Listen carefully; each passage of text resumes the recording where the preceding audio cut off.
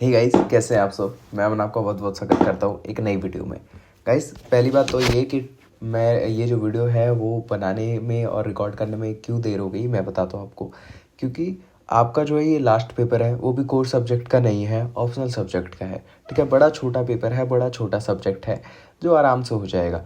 तो और जो फर्स्ट सेमेस्टर वाले हैं उनका अभी पेपर स्टार्ट हुआ है, तो उनके लिए वीडियो बनाने में थोड़ी देर लग गई।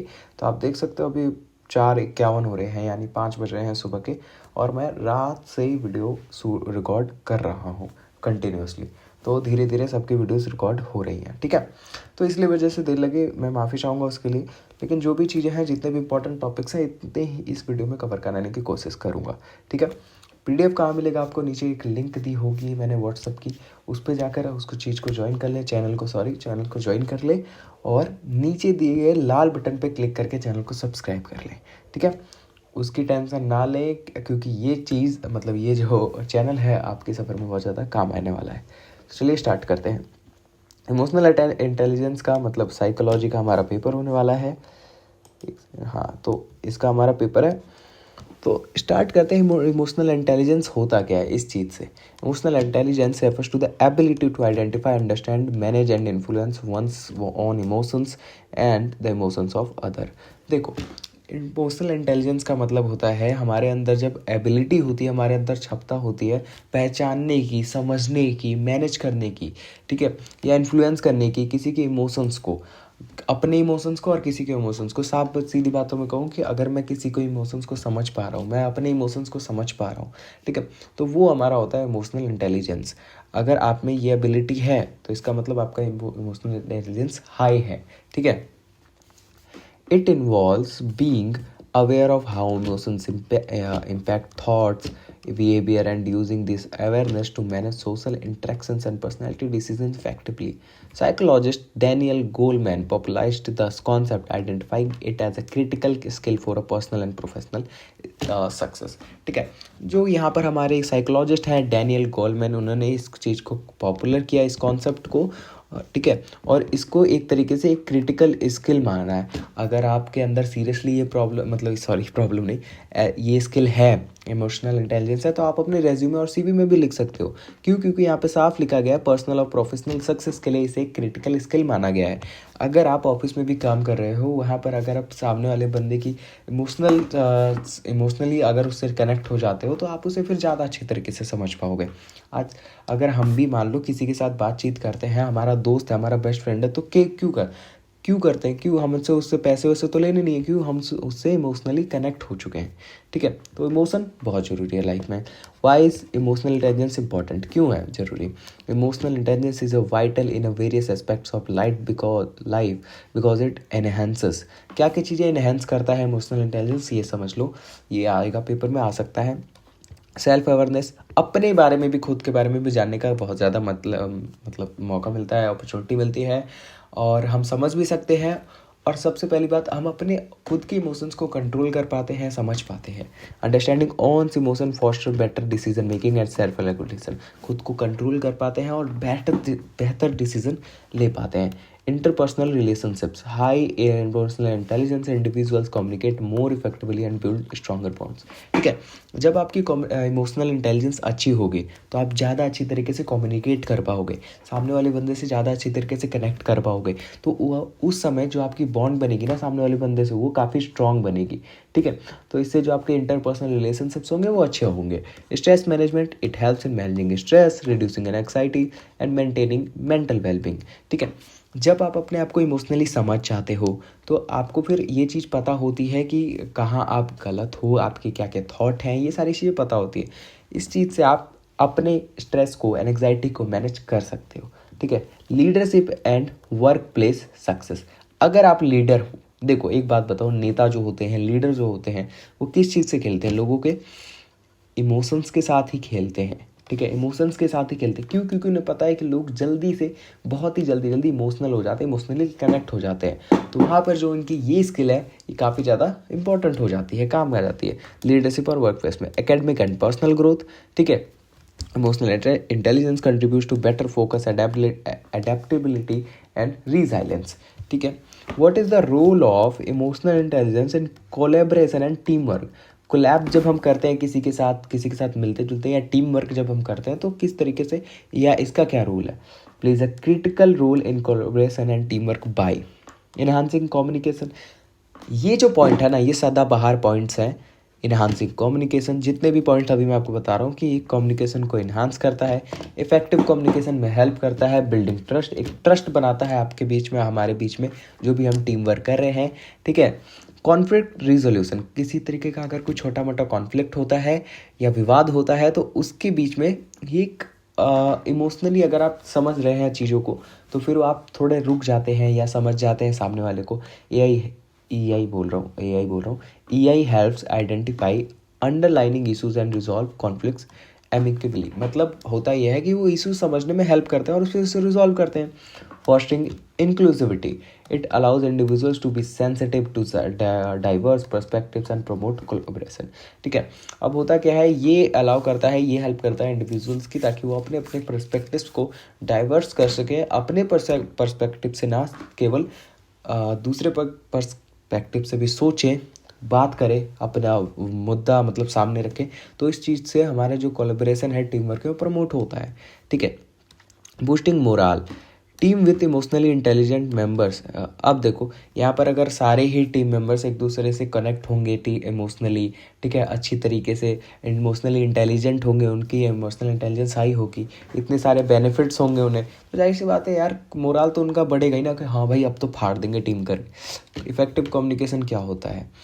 Effective communication is the ability to convey information clearly, accurately and in a way easily understood by। मतलब कहने का मतलब ये है कि ऐसी एबिलिटी, ऐसी क्षमता, जब हम अपने इन्फॉर्मेशन को सामने वाले तक अच्छी तरीके से क्लियरली पहुंचा सके, एक्यूरेट पहुंचा सके, बिल्कुल सही पहुंचा सके, और इस तरीके से, कुछ इस तरीके से कि जो सामने वाला है, जो सुन रहा है, उसे अच्छी तरीके से समझ में आ जाए, किसी तरीके का कोई बैरियर का मतलब होता है किसी तरीके का कोई दिक्कत ना आए उसको, ठीक है। It involves both verbal and non verbal cues, active listening and mutual respect to the ensure that the message is delivered and understood as intended, ठीक है।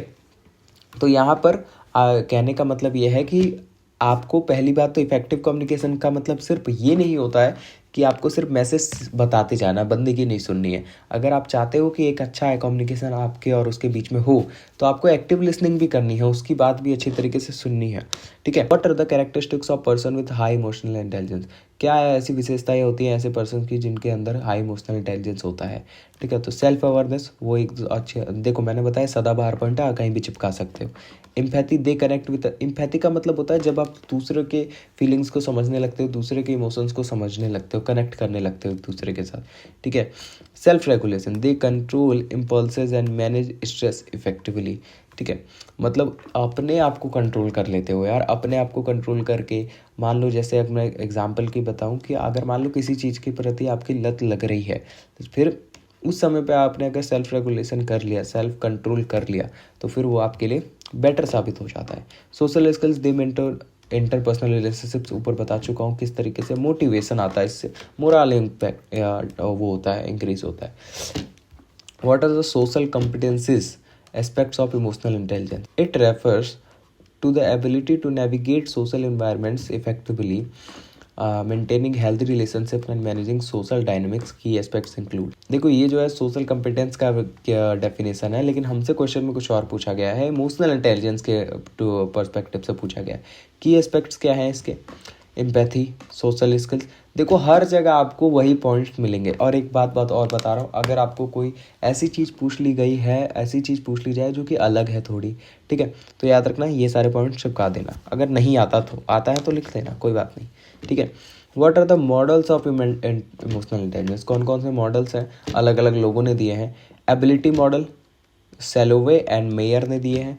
Focuses on skills like perceiving, understanding and regulating emotions, ठीक है। ये जो है ये focus करता है इन स्किल्स पे, अंडरस्टैंडिंग, परसीविंग, ठीक है, और regulating emotions. Goleman's model emphasizes personal and social competencies, ठीक है।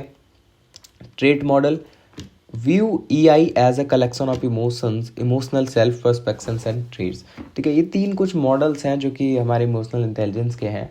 देखो एक बात और कि ये जो तीन हैं, 3 है। मैं कहूँगा अगर आप मेट्रो में हो या स्टेशन पे उतरने वाले हो, कॉलेज में बैठे हो, तो एक बार इसे गूगल पे यार पढ़ लेना, ठीक है। आसान रहेगा तीनों को, 2 मिनट का काम है, पढ़ लोगे। What is personal competence? Personal competence it involve self awareness, self regulation. देखो पर्सनल बात पूछ ली गई है ना, तो अवेयरनेस, रेगुलेशन, मोटिवेशन के साथ सेल्फ सेल्फ जोड़ते रहना, ठीक है। आपका डेफिनेशन खुद ही बन जाएगा कि इसके अंदर ये इन्वॉल्व होते हैं। It focuses on understanding, managing on emotions to improve performance and wellbeing, ठीक है। अच्छी बात है। मतलब ये अपने आप को इम्प्रूव करने के लिए काफ़ी ज़्यादा मतलब जो भी चीज़ हमारे अपने आप को इम्प्रूव कर देगी वो इसमें इन्वॉल्व होते हैं, ठीक है। What are strategies to develop emotional intelligence? क्या अगर मान लो मेरे अंदर नहीं है या लो है या एवरेज है, तो किस तरीके से मैं डेवलप कर सकता हूँ या इंक्रीज़ कर सकता हूँ? माइंडफुलनेस प्रैक्टिसेस, रेगुलर मेडिटेशन करूँ, सेल्फ रिफ्लेक्शन, खुद को मतलब जो भी मैं गलतियाँ कर रहा हूँ या खुद को सेल्फ के बारे में ज़्यादा पता होना चाहिए मुझे, ठीक है। खुद को एक बार आईने में देख के पता करूँ कि क्या मैं सही कर रहा हूँ, क्या मैं गलत कर रहा हूँ, ये सारी चीज़ें, ठीक है। एक्टिव लिसनिंग मैंने अभी बताया। फोकस्ड अटेंशन ऑन अदर, दूसरों के ऊपर फोकस करो, ठीक है। दूसरे क्या कह रहे हैं उस चीज़ को सुनो अच्छे तरीके से। Journalising, writing down emotions to enhance self awareness, ठीक है। मतलब अपने इमोशंस को लिखो ताकि आपको खुद के बारे में सेल्फ अवेयरनेस ज़्यादा हो। देखो आपने जितने भी ऊपर चीज़ें पढ़ ली है ना यार, मुझे पता है आप थोड़े बोर से हो रहे होगे, हर जगह यही आ रहा है, सेल्फ अवेयरनेस, सेल्फ मोटिवेशन, ये सारी चीज़ें, और रियलिटी में यही है। मतलब अगर मैं देखो डीपली पढ़ने जाओगे तो अलग है, लेकिन इंपॉर्टेंट क्वेश्चंस के अंदर यही है और इतना ही सफिशिएंट है पास होने के लिए, ठीक है। फीडबैक भी आता है। Seeking input from the trusted individuals to identify areas for improvement. अगर मान लो कोई कम्युनिकेट करते समय, जैसे बहुत बार होता है जब भी आपको कॉल सेंटर वालों को कॉल आता है तो वो आपके फीडबैक लेते हैं कि किस तरीके से हमने बात की, अगर कुछ दिक्कत हो तो आप हमें बता सकते हैं इम्प्रूवमेंट के लिए। तो मतलब फीडबैक लेना बहुत ज़रूरी है। What are self regulation strategies to manage anxiety and depression, ठीक है। डीप ब्रीथिंग, मतलब एनजाइटी और डिप्रेशन को कम करने के लिए क्या क्या सेल्फ रेगुलेशन, क्या क्या ऐसी चीज़ें हैं जो हम खुद कर सकते हैं, ठीक है। डीप ब्रीथिंग, लंबी लंबी सांसें लो, गहरी सांसें लो, ठीक है। Cognitive reframing, shifting negative thought patterns, ठीक है। अपने जितने भी नेगेटिव थॉट पैटर्न है जो आपने अपने दिमाग में कचरा भर रखा है नेगेटिव सोच के, उससे पहली बात शिफ्ट करो, ठीक है। तो पहला हो गया लंबी लंबी सांसें लो और शिफ्ट करो अपनी नेगेटिव पैटर्न्स को, नेगेटिव थॉट पैटर्न्स को।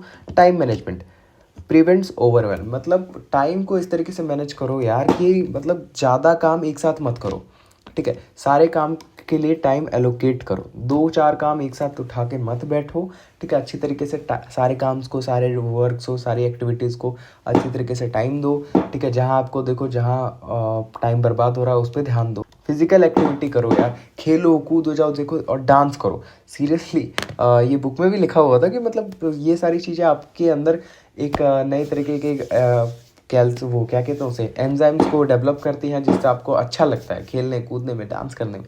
तो ये सब करने पे आप खुश रहते हो। मैं ये पर्सनल एक्सपीरियंस बता रहा हूँ, ठीक है। What are the aspects of effective communication essential to nurturing relationship? एक रिलेशनशिप को नर्चर करने के लिए, अच्छा रखने के लिए हमारे एस्पेक्ट्स क्या क्या होते हैं इफेक्टिव कम्युनिकेशन के, ठीक है। एक्टिव लिसनिंग बार बार आ चुका है, मैं कितनी बार बता दूं। एम्पैथी फिर से आ गया। क्लियरिटी, क्लियर बताना है। Non verbal cues enhances message delivery, ठीक है। जैसे अगर मान लो नॉन वर्बल का मतलब हो क्या, लिख के मैं लिख के बता सकता हूँ। बोलने पे क्या होगा, बोलने पे एक बार बोला उसने नहीं सुना तो दिक्कत आएगी, मान लो दोबारा नहीं बोलना मुझे, ठीक है। लेकिन नॉन वर्बल क्या होगा, मैंने लिख के दे दिया, आप जब मर्जी करते पढ़ता रहे।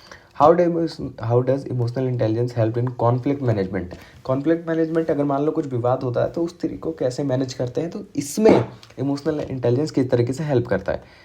Enables conflict management by recognising emotions fuelling the conflict. पहली बात तो ये देखता है कि कौन से ऐसे इमोशंस है भाई जो कि इसको फ्यूल दे रहे हैं, जिसमें आग लगा रहे हैं, ठीक है। पहले अगर मान लो आपके दोस्तों के बीच में भी लड़ाई हो जाएगी तो आप सबसे पहले यही देखोगे ना भाई एक्चुअली में मैटर क्या है, ठीक है। कौन सी ऐसी चीज़ है जो ये कॉन्फ्लिक्ट को बढ़ा रही है। Communicating respectfully, empathetically, seeking win win solutions. देखो सबसे पहले आपको कम्युनिकेट करना है अच्छी तरीके से, इज्जत के साथ कम्युनिकेट करना है, एम्पैथी के साथ कम्युनिकेट करना है। इसका मतलब आगे वाले के इमोशंस को भी समझना है। ये नहीं आप रिस्पेक्ट से बोल रहे हो तो कुछ भी बोले जा रहे हो, ठीक है। और विन विन सॉल्यूशंस का मतलब ऐसे सॉल्यूशन पे आना है जिसमें दोनों पार्टी राजी हो जाए, मतलब दो पार्टी के अंदर, मतलब दो पार्टीज में लड़ाई हो रही है तो ऐसे सॉल्यूशन पे आना है यार जिसमें दोनों पार्टी राजी हो जाए, ठीक है। How can anger be managed, मैं एंगर कैसे मैनेज होगा? Pause and reflect, avoid immediate reaction छोड़ दो, ठीक है। जैसे कोई कुछ बात कह रहा है वैसे रिएक्ट करते रहना, ठीक है। देखो मैं यहाँ कोई ज्ञान नहीं दे रहा, बल्कि ये क्वेश्चंस में लिखे हुए हैं ये सारे पॉइंट्स, और यही आपको लिख कर आना है। यहाँ पर बस पॉइंट में लिखे हुए हैं, आप क्या करना है, जैसे पॉज एंड रिफ्लेक्ट दिया है, यहाँ पे पॉइंट कोई दूसरा बना के लिख सकते हो, ठीक है, या ये इसी को पॉइंट बना के लिख देना और इसे थोड़ा बहुत एक्सप्लेन कर देना, ठीक है।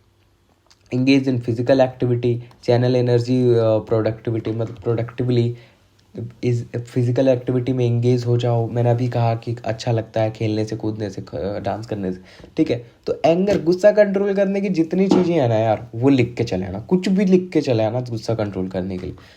किस तरीके से इमोशनल इंटेलिजेंस मेजर होता है? सेल्फ रिपोर्ट क्वेश्चनियर्स, मतलब अगर इमोशनल इंटेलिजेंस मेजर करना है तो सेल्फ रिपोर्ट मतलब अपने आप से क्वेश्चंस पूछो, like the emotional quotient invent, performance test, ठीक है। ये सारे टेस्ट्स हैं। ये जो चीज़ है ये आ सकती है, आपको दो ही चीज़ लिखनी पड़ेगी क्वेश्चनर्स पूछ के, performance test such as Mayer's Salovey Caruso emotional intelligence test. ये कुछ टेस्ट हैं भाई जो आपके हेल्प करेंगे इमोशनल इंटेलिजेंस मैनेज करने के लिए। What are the techniques of self management, provide examples. क्या क्या भाई टेक्निक्स हैं? Goal setting focuses energy and maintains motivation, ये मुझे बताने की जरूरत नहीं है। Goal setting, time outs, stepping away to regain composure. देखो यार अगर मैं आपको क्लियरली बताऊँ ना इस पीडीएफ में है क्या, कोई नीचे अगर मैं पढ़ूँ तो सारी चीज़ें वही हैं, जितने भी क्वेश्चन हैं, अभी थोड़ा सा बाकी। अगर मैं आपको बताऊँ तो इस पीडीएफ में बस एक ही चीज़ है, इमोशनल इंटेलिजेंस, इमोशन को कैसे कंट्रोल करें, हर जगह एक ही लाइन घुसेड़ी गई है। तो अगर आपको पास होना है तो इमोशनल इंटेलिजेंस पे काम करो और इमोशनल इंटेलिजेंस पे सारी चीज़ें लिख के आ जाओ। बस मैं यही कहूँगा, तीन चीज़ें, एक तो मॉडल जो कि अलग है, अलग जो चीज़ है वो बता रहा हूँ। एक तो मॉडल आपको पढ़ लेना है, ठीक है, जो कि यहाँ पर अलग है। और दूसरा अभी क्या था, हाँ ये टेस्ट आपको पढ़ लेना है, ये वाला, ये MSCET, ठीक है। आज लैपटॉप में कोई दिक्कत नहीं है, लेकिन आगे पढ़ाने का, आगे बताने का कोई मतलब बनता नहीं है, आगे एक्सप्लेन करने का। फिर भी आपको नीचे कोई दिक्कत लगती है तो मुझे आप पूछ सकते हो, ठीक है। बाकी इसमें कोई दिक्कत नहीं है। मिलते हैं अगली वीडियो में। छोटा सा चैप्टर है, छोटा सा सब्जेक्ट है, पेपर आज से ख़त्म है, आराम से आप मज़े कर सकते हो। All the best for your exam. मिलते हैं अगले सेमेस्टर की नेक्स्ट वीडियो में। वैसे बाकी सारे वीडियोज़ में भी मिलते रहेंगे, तब तक के लिए बाय।